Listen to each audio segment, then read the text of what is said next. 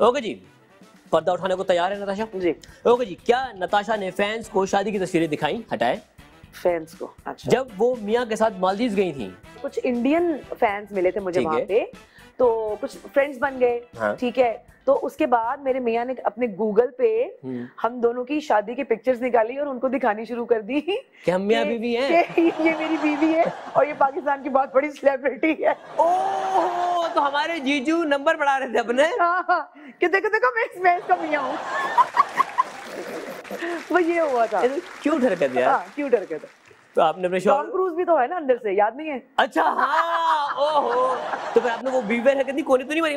नहीं करे, आप ना करें ये। पहले तो मुझे अजीब लगा, मैंने कहा हम लोग कहाँ खोल खोल के गूगल पे अपने फैंस को दिखाते हैं, देखो हम ये नई चीज आई है ये तो मुझे अजीब लग रहा था। मैं कह रही थी क्या कर रहे हैं यार, वो मेरे पे ट्रस्ट कर लेंगे कि आप मेरे में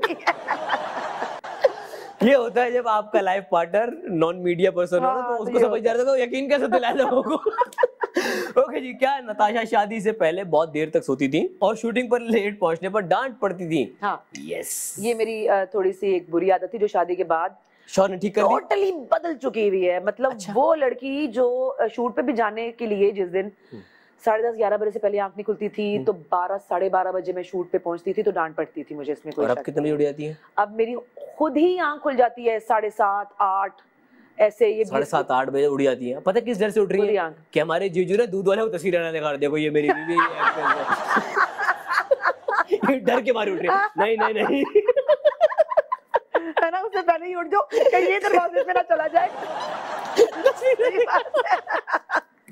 ओके, क्या नताशा बाहर मास्क लगाकर जाती हैं, हटाइए, मगर इन्हें आवाज और आंखों से पहचान लिया जाता है? हाँ, आवाज से तो कोई भी पहचान लेगा। बिल्कुल ऐसे आवाज से, एक बखरी आवाज है। आवाज से ज्यादा पहचानते हैं लोग। बोलने का तरीका और आवाज मेरी जरा डिफरेंट है। हाँ, बाकी और लाउड भी होती है कभी कभार। लाउड भी हो जाती है। फिर मेरा नॉर्मली बात करने का तरीका भी थोड़ा लाउड है, तुम्हें पता है। तो मैं अगर कहीं बाहर होती हूँ, मैंने मास्क पहना होता है ना, तो फौरन आप नताशा है ना?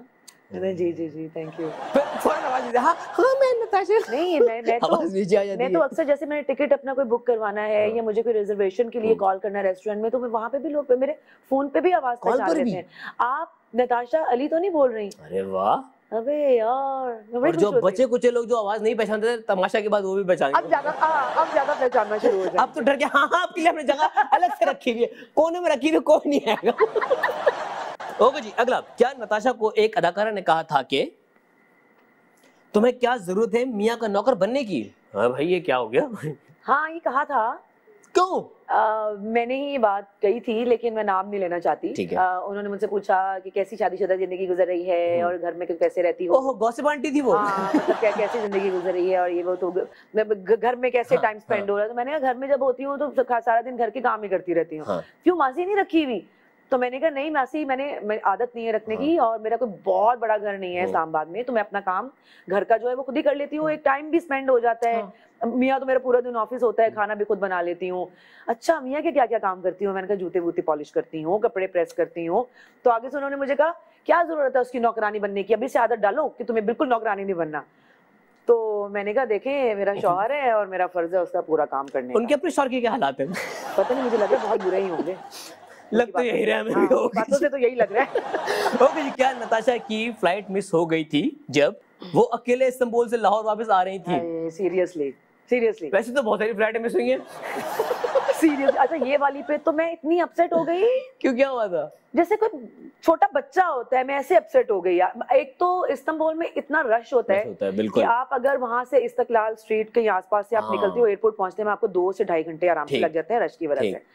फिर भी मैं 1.5-पौने 2 घंटे वहां पहुंच गई थी। मैंने अपना बोर्डिंग पास भी ले लिया। गेट इतनी दूर था कि वो चलते चलते जब तक मैं गेट तक पहुंची, उन्होंने कहा बाजी गेट बंद हो गया, वापस जाएं आप।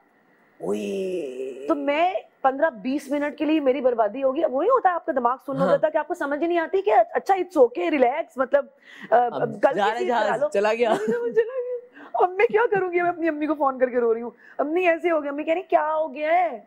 तो फिर उन्होंने सीट किया दोबारा या नया टिकट लिया? अगले दिन का उन्होंने, फिर फ्लाइट मेरी अगले दिन पे उन्होंने खुद ही शिफ्ट कर दी विदाउट एनी कॉस्ट। अच्छा,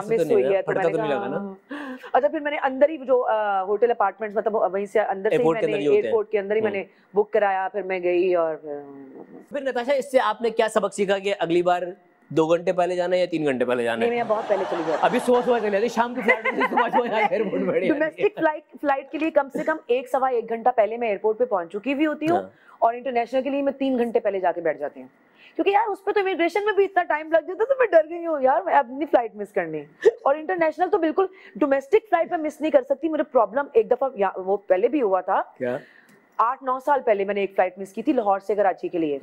तो मेरी अम्मी मुझे ड्रॉप करने के लिए एयरपोर्ट गई, मैं अंदर जाके ही वापस आ गई। उन्होंने कहा बस बाजी प्लीज आप घर जाएं, इतनी देर से कोई नहीं आता।